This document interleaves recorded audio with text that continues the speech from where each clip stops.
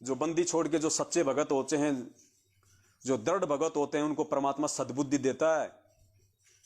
परमेश्वर ने टॉर्च बताया, टॉर्च किसको? सत्संगों को, इस तत्व ज्ञान को टॉर्च का नाम दिया है। टॉर्च का काम क्या होता है? जो अंधेरे में रास्ता दिखाए उसको कहते हैं टॉर्च।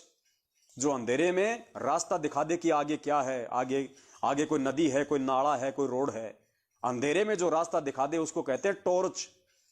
परमेश्वर ने हमें ये टॉर्च दे दी, तत्व ज्ञान रूपी टॉर्च। और ये टॉर्च लेके भी यदि हम आगामी समय को नहीं देख सकते कि आगे कितना भयंकर समय आ रहा है, इस पृथ्वी पे कितना तांडव मचाएगा ये काल भगवान, जितना हो सकेगा उतनी आत्माओं को ये खाने की कोशिश करेगा। इसको पता है कि वो परमात्मा आएगा। ये कलयुग की बिचली पीढ़ी है, मैंने खुद ने उनको छूट दे रखी है, उससे पहले वो समेटेगा। और पुण्यात्माओं, 1/3 जनसंख्या वो लेके मरेगा, 1/3 जनसंख्या, यानी पूरे विश्व की यदि 100 की जनसंख्या है तो 75 को लेके मरेगा। और जब 100 में से जब 75 लोग मरेंगे तो कितना भयंकर तांडव मचेगा। क्या क्या आपत्तियां, विपत्तियां, प्राकृतिक आपदाएं, भूसंकलन, अतिवृष्टि, अनावृष्टि, ओलावृष्टि, भूखमरी, महामारी, क्या क्या आएंगी। और जब तक वो नहीं आएंगी ये दुनिया संत रामपाल जी को भगवान नहीं मानेगी। और अब की बार संत रामपाल जी महाराज जैसे करोथा कांड के बाद आ गए चुपचाप, वैसे नहीं आने वाले। तो ये तत्व ज्ञान रूपी टॉर्च के माध्यम से ये दास देख सकता है कि आगे आप भक्तों के ऊपर क्या बीतेगी। अरे दुनिया तो रोज मर रही है, आज भी मर रही है।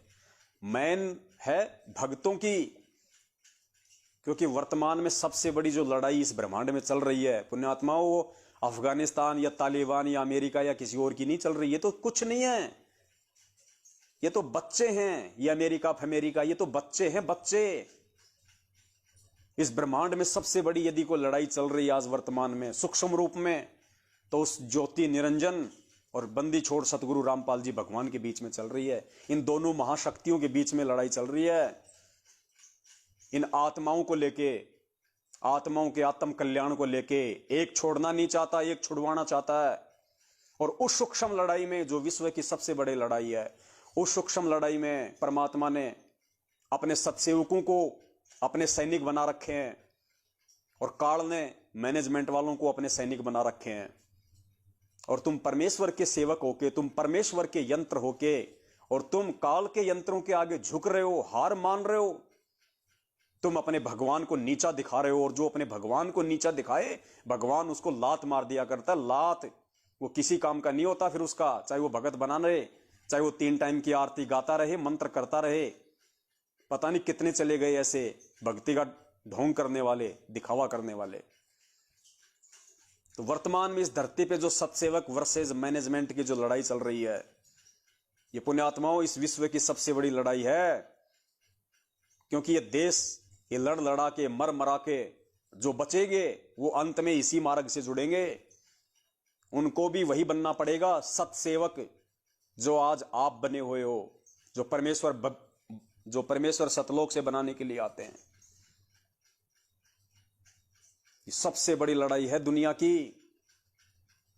और आज जो संघर्ष कर रहे हैं मेरे भगत भाई बहन, मेरे सत्सेवक भाई बहन, उनका इतिहास बनेगा, इतिहास कि कौन अपने गुरु के नक्शे कदम पे चला उन विपरीत परिस्थितियों में, कौन अपने भगवान के वचन पे मंसूर की तरह दृढ़ रहा, किसने अपने जान माल की परवाह ना करते हुए, अपने बीवी बच्चे परिवार की चिंता ना करते हुए एडी से चोटी तक भगवान के मिशन में जोर लगा दिया, अपनी नेक नीति का खाया, हक हलाल का खाया, और सेवा भी की और भक्ति भी की, एक परिवार की जिम्मेदारियां भी निभाई, एक बंदी छोड़ के प्रति अर्थात अपने गुरु के प्रति शिष्य होने की जिम्मेदारी भी निभाई। तब यह भक्ति सफल होती है।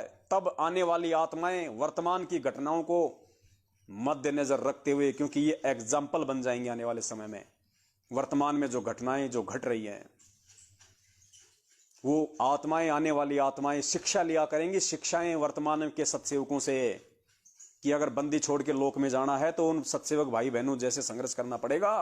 जैसे आज हम मीराबाई से शिक्षा लेते हैं, वो भगत थी, भगवान नहीं थी।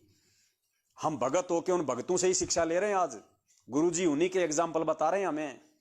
मंसूर भगवान नहीं था, भगत था, आज हम उनसे शिक्षा ले रहे हैं। सुदामा जी भगत था, भगवान नहीं था, आज हम उससे शिक्षा ले रहे हैं।